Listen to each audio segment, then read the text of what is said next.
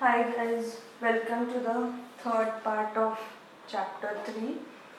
We are done till 7 point integrated and independent judiciary, and in this part we'll be starting from 8 point. Okay, so let us get on to it quickly. These are all the points of the integrated and independent judiciary. Now I'll be starting from 8 point. Okay, fundamental rights.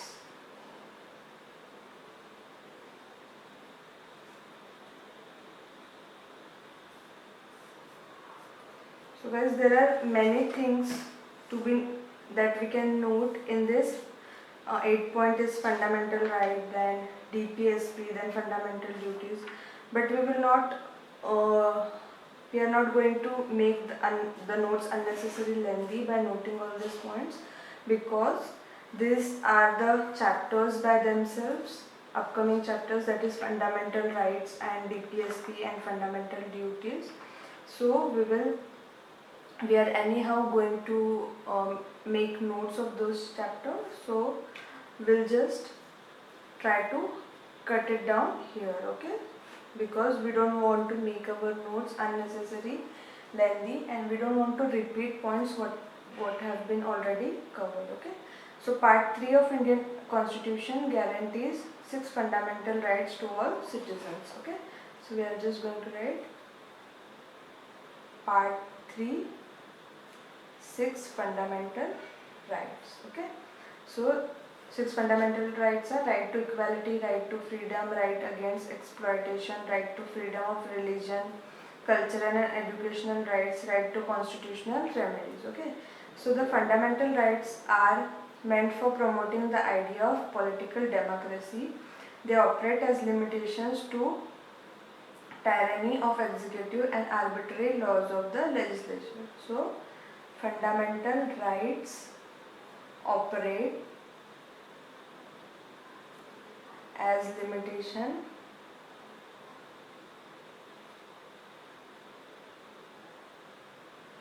on the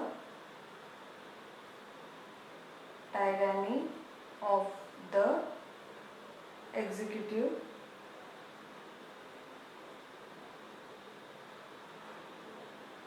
and arbitrary laws of the legislature.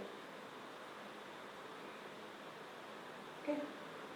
Now they are justiciable in nature and they are enforceable by the court for their violation. Justiciable and enforceable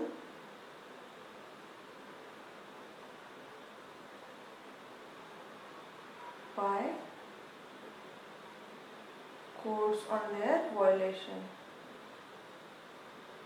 The aggrieved person can directly go to the Supreme Court, which can issue writs of habeas corpus, mandamus, prohibition, certiorari and quo warranto for the restoration of his rights. Okay, so we'll see all this point and note all this point in detail in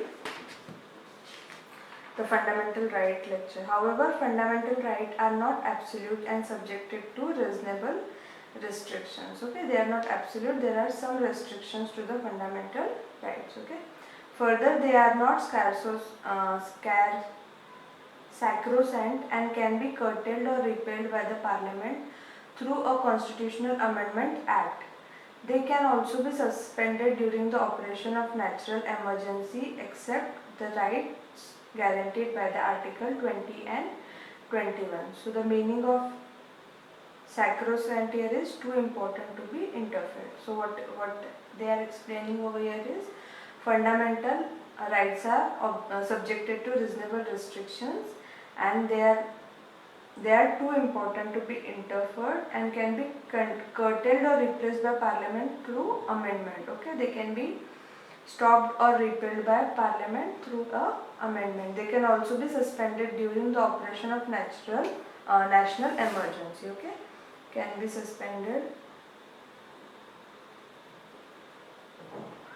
during national emergency. Okay, and can be amended by the can be curtailed or repealed by the Parliament through constitutional amendment. Okay. Now, next point is DPSP, Directive Principle of State Policy. Okay. According to B.R. Ambedkar, the Directive Principle of State Policy is the novel feature of Indian Constitution. They are enumerated in the Part 4 of Constitution. So, DPSP are novel feature in Part 4. Okay. They can be classified into three broad categories: socialistic, Gandhian and liberal intellectual. Okay, there are three categories, that is socialistic,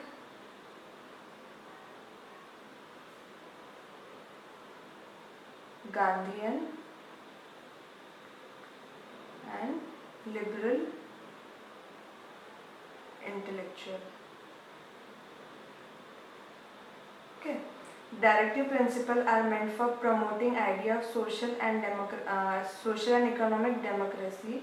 They seek to establish welfare state in India. However, unlike the fundamental right, the directive principles are non-justiciable in nature. So, the directive principles are non-justiciable in nature.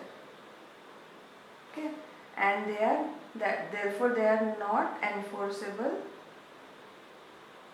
in courts. This means that no one can be punished for the violation of DPSP. Okay, so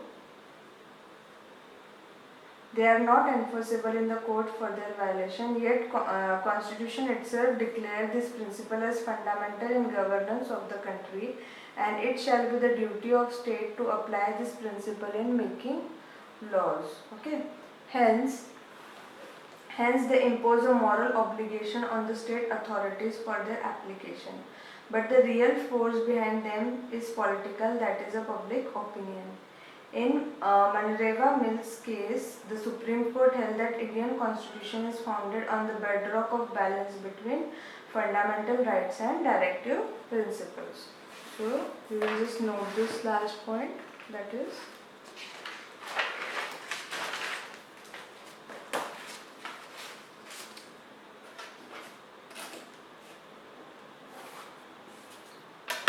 what happened in Manreva Mills case. Minerva Mills case. What happened in Minerva Mills case?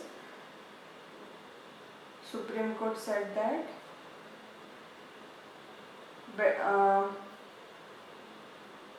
bedrock of the balance between Indian Constitution is founded. Indian Constitution is founded on the bedrock of balance between fundamental rights and DPSP. Okay. Now, next point is fundamental duties. Okay, so fundamental duties. The original constitution did not provide for fundamental duties of citizens. These were added during the operation of internal emergency in 1975 to 77 by 42nd Constitutional Amendment Act of 1976 on recommendation of Swaran Singh Committee. The 86th Constitutional Amendment Act of 2002 added one more fundamental duty. The Part 4A of the Constitution, which consists of only one Article 15A, specifies the 11 fundamental duties to respect the constitutional that is to respect the constitution, national flag, national anthem, to protect sovereignty, unity, integrity of the country, promote spirit of common brotherhood among all the people, preserve rich heritage of our composite culture, and so on. Okay, the fundamental duties serve as reminder to the citizens that this point is very important, that while enjoying their rights, they have also to be quite conscious of the duties they owe to their country, their society, and their fellow citizens. However, like directive principles, the duties are also non-justiciable in nature. Okay, so we'll write the important point. Fundamental duties were added during internal emergency by 42nd Amendment, Constitutional Amendment Act 1976 on recommendation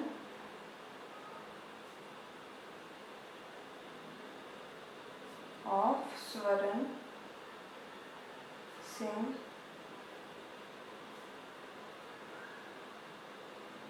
Committee. Okay, the 86 Constitutional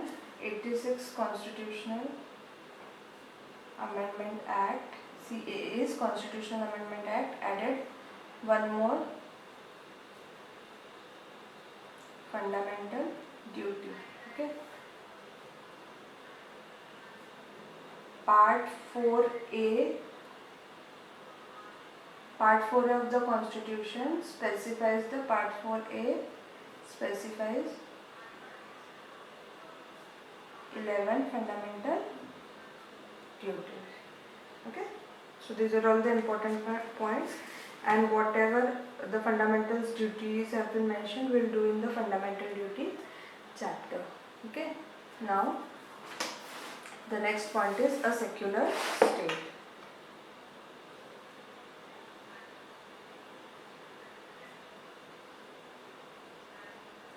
Okay, so we'll read it out. The Constitution of India stands for a secular state, hence it does not uphold any principal religion as the official religion of Indian state. So there is no particular religion. Okay, it does not uphold any particular religion. The following provision of Constitution reveal that the secular character of Indian state. Okay, so guys, instead of writing these many points, you can just highlight in your book itself. I'll read out for you because these are all the articles that have been mentioned. Okay, we are anyhow going to study these articles. So instead of writing this entire thing, you can just highlight as I have done here. Okay, so the first is the term secular was added to the preamble of Indian Constitution by 42nd Constitutional Amendment Act of 1976. Okay, so this is the first point that is proving that we do not uphold any religion as a state or as a country. Okay, preamble secures to all citizens of India liberty of belief, faith, and worship. The state shall not deny to any person equality before law or equal protection of law, that is Article 14. The state shall not discriminate against any citizen on the ground of religion, Article 15. Equality of opportunity of all citizens in matter of public employment, Article 16.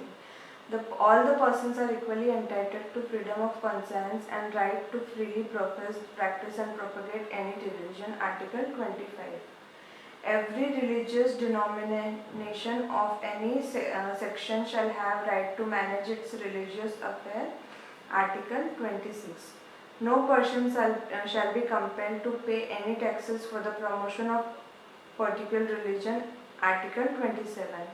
No religious instruction shall be provided in any educational institution made by state, Article 28. Any section of citizens shall not have right to conserve its distinct language, script, shall have the right to conserve its distinct language, script or culture, Article 29. All the minorities shall have right to establish and administer educational institute of their choice. Article 30. The state shall endeavour to secure for all the citizens uniform civil code, that is Article 44. Okay. The Western concept of secularism connotes a complete separation between religion and state. This negative concept of secularism is inapplicable in the Indian situation where the society is multi-religious. Hence, the Indian constitution embodies the positive concept of secularism. Okay. So this concept is inapplicable in Indian situation because the society is multi-religious. Okay. Now, moreover, the constitution has also abolished old system of communal representation. Okay. So, constitution has abolished old system of communal representation, that is reservation of seats in legislature on the basis of religion. Now, it is not happening. However, it provides for the temporary reservation of seats of scheduled caste and scheduled tribe to ensure adequate representation. So guys, I think as all the articles have been mentioned here, you don't need to write everything. We'll just mention the page number here. Secular state, page 3.4. So whenever I come to this point, I'll just open my book and read all the points instead of writing and making your notes bigger. Okay. So the next point is universal adult franchise. Okay.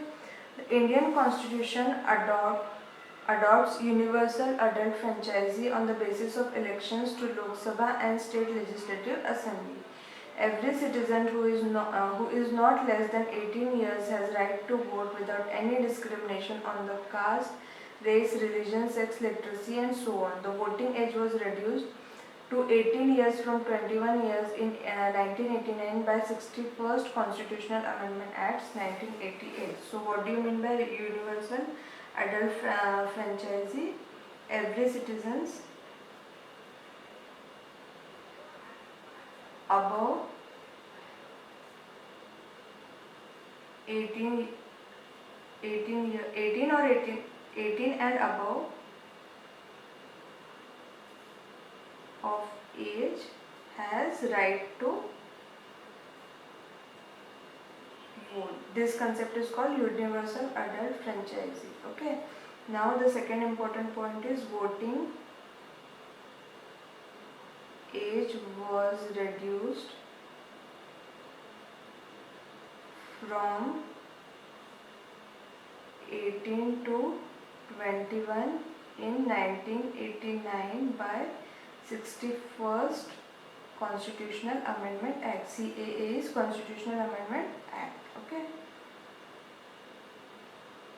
Of 1988. Okay. The introduction of universal adult franchisee by the constitutional maker was a bold experiment and highly remarkable in the view of vast size of country and its huge population, high poverty and social inequality and overwhelming illiteracy. The universal adult franchisee makes democracy broad-based, enhances the self-respect and prestige of the common people, upholds the principle of equality, enables the minority to protect their interest and opens up new hopes and vistas for weak section. Okay. Now, next point is single citizenship.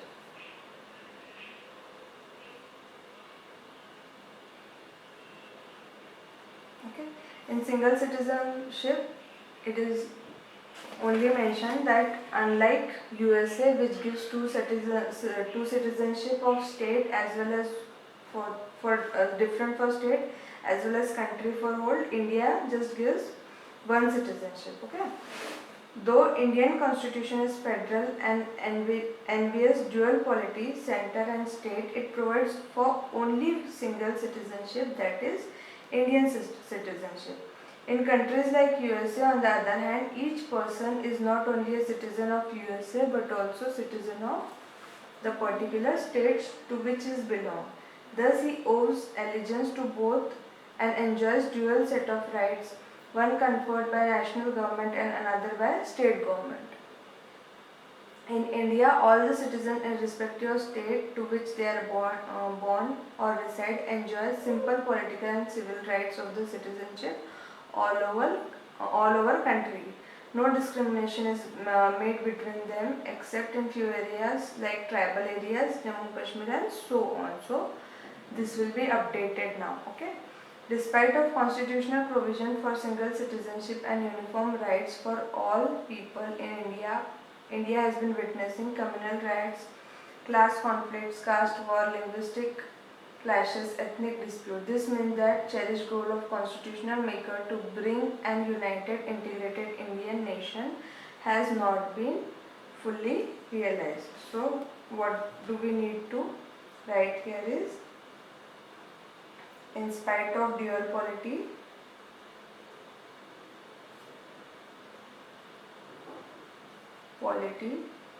that is center and state, India provides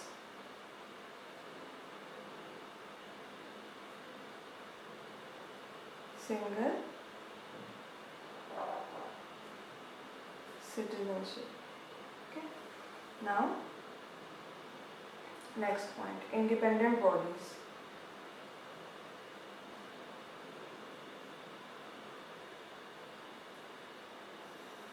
Okay. In India, Constitution not only provides for legislative and executive judicial organs of the government, but also establish certain independent bodies.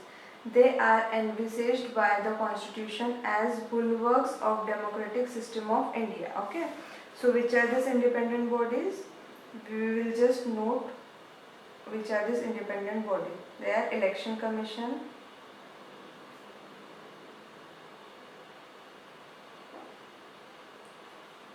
CAG is Controller and Auditor General, then UPSC, then SPSC.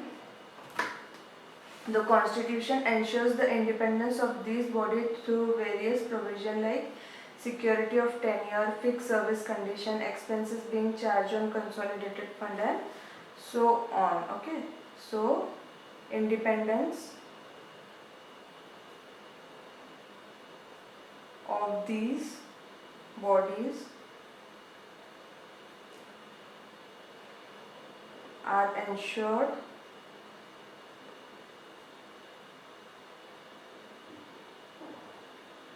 through security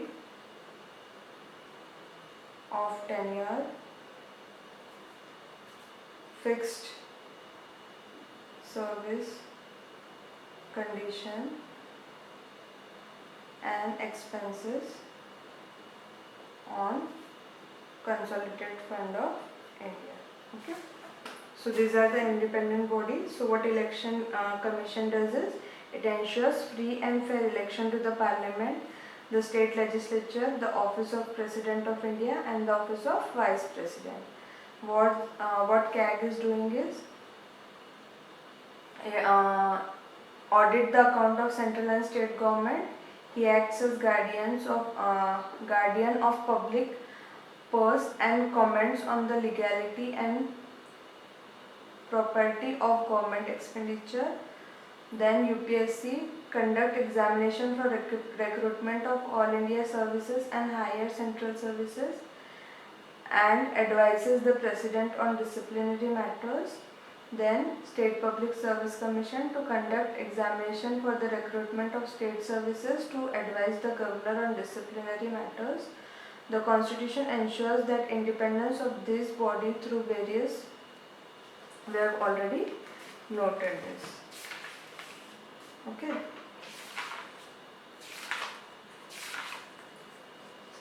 So,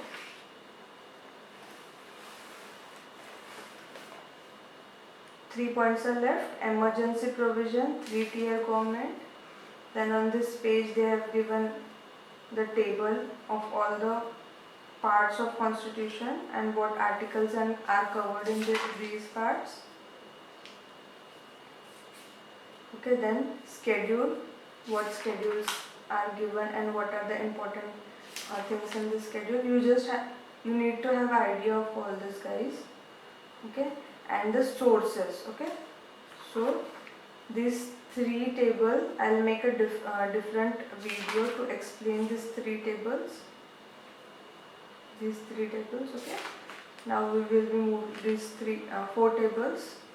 Now we'll just jump on to 17 point here, and then criticisms of the constitution. Okay.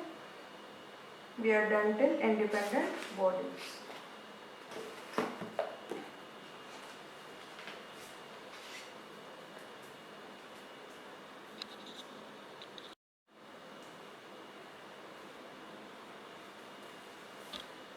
So guys, we are done till independent bodies.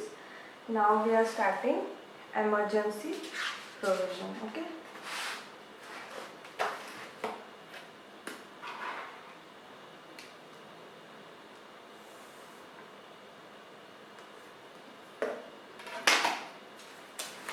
Our next point is emergency provisions. Okay. Now the Indian Constitution contains elaborate emergency provision to enable the president to meet any extraordinary situation. Okay, so why do we have emergency provision? To enable the president to meet extraordinary situation effectively. The rationality behind the incorporation of these powers is to safeguard the sovereignty, unity, integrity and security of the country. So these are the reasons why emergency provisions have been mentioned. The reasons are to safeguard the sovereignty, unity, integrity and security of the country. The democratic political system of the constitution, security of the country and also the democratic political system of India. The constitution envisages three types of emergency, namely national emergency, state emergency and financial emergency. So we'll note down. First is national emergency.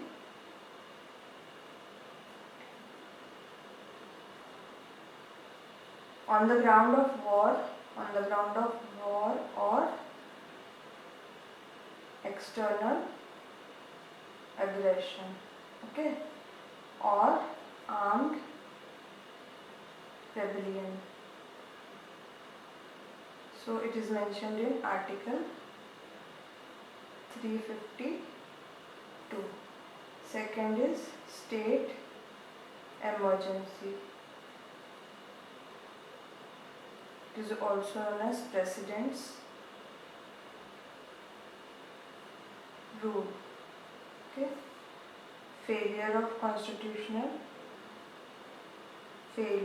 of state machinery. Okay. Article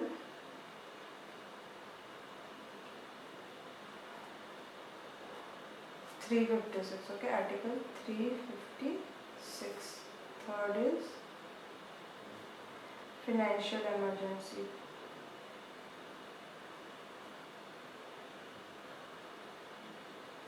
On the ground of threat to financial stability. Okay. Article 360. Okay. During an emergency, the central government becomes powerful and state go in total control of center. So, state go in total control of center. Okay. Now, it converts all the federal structure into unitary without formal amendment of constitution. This kind of transformation of political system from federal during normal times to unitary during emergency is the unique feature of Indian constitution. So what is emergency do? It converts the federal structure, emergency converts federal structure into unitary. Okay. Now 16th, three-tier government. Okay, three-tier government. Now, originally Indian constitution, like any other federal constitution, provided for dual polity and contained provision with regard to the organization and power of center and state.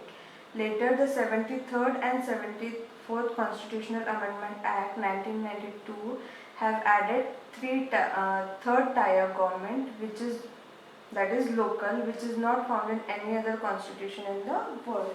So it is said that initially there were two layers. Now the 73rd and 74th Constitution have added third tier of government. Will continue here. Okay.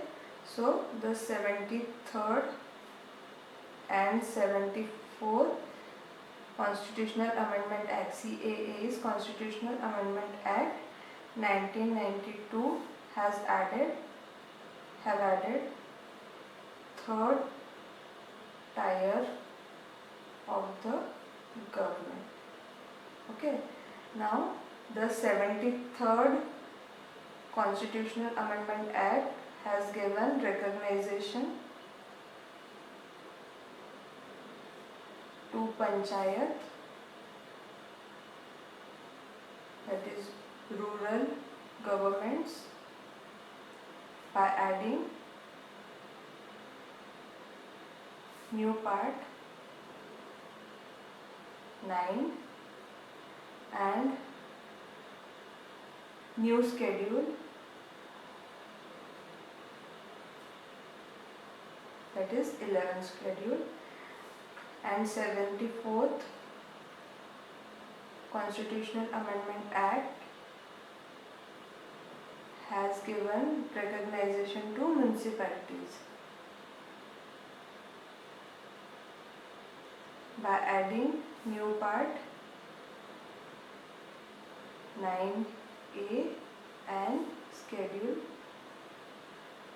12. Okay.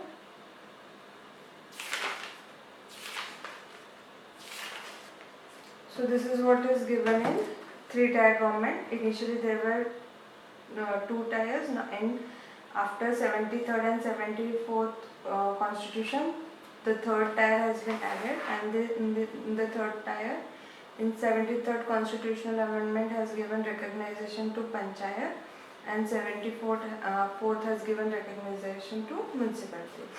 Now, the next point, last point is cooperative. Last point here is cooperative societies. Cooperative societies. Okay. Now,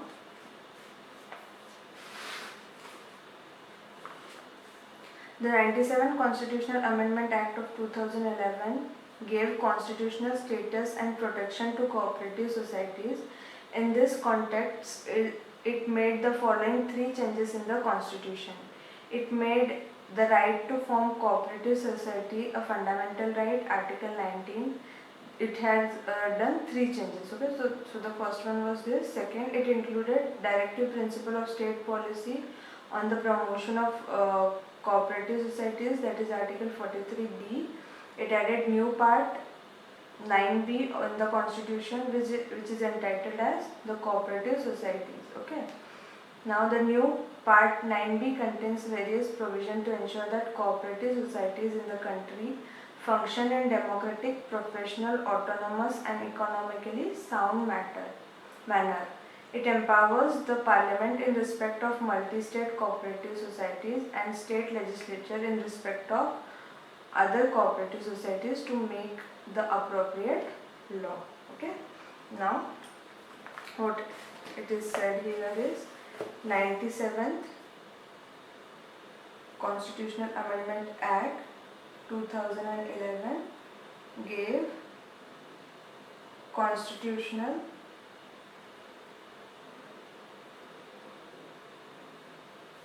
status and protection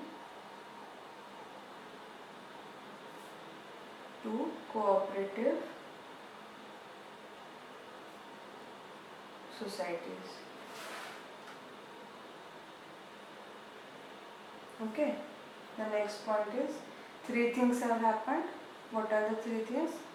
First is made cooperative society, it made right to form CS. Okay, CS is cooperative society, a fundamental right under Article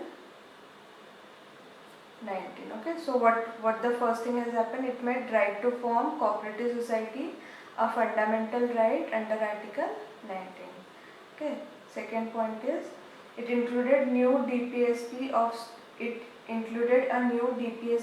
state policy on the promotion of cooperative society, that is Article 40. New DPSP to promote cooperative society, the article is Article 43B. And the third point is new part 9B has been added in Constitution, which is entitled as cooperative societies. Okay, so these three things have happened under the cooperative societies. Okay.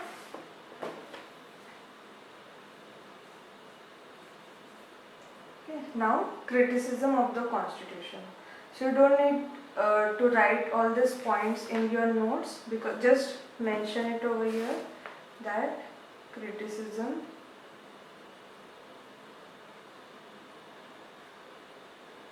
of the Constitution, page 3.12. Okay, because the reason for this is because I don't think any criticism is a negative thing, so I don't think it will be asked in the prelims. It can be asked in the mains as a question.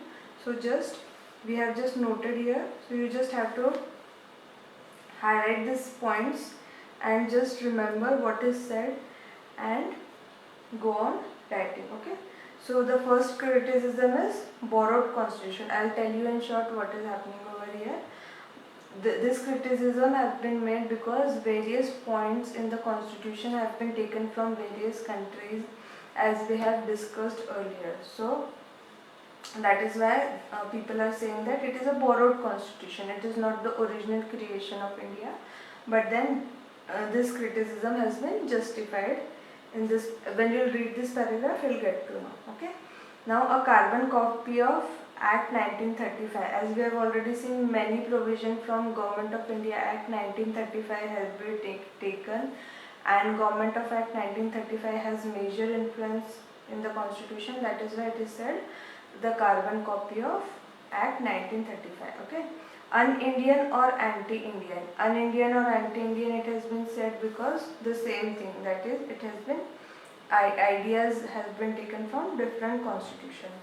Un-Gandhian constitution. Okay, why it is said un-Gandhian constitution? According to the critics, Indian constitution is un-Gandhian because it does not contain philosophies and ideas of Mahatma Gandhi. Okay, now elephantine size means it is of big size. And last point is paradise of lawyer. It is paradise of lawyer because during the formation of constitution, as we all know, many people who were involved in the formation of constitution were lawyers. Okay, so it is said that it is paradise of lawyer because many lawyer had a major contribution in the formation of constitution. Okay, so these are all the criticism, and we are done with the third chapter, guys. So as you can see, we have done it in many parts because you know that reading and writing simultaneously involves lot of efforts. So if you are liking this series, please acknowledge the efforts taken in making live notes, and please do like, comment, share and subscribe to my channel, and I will see you in the next video where we'll be doing chapter 4, that is preamble of constitution. So till then, take care, bye bye.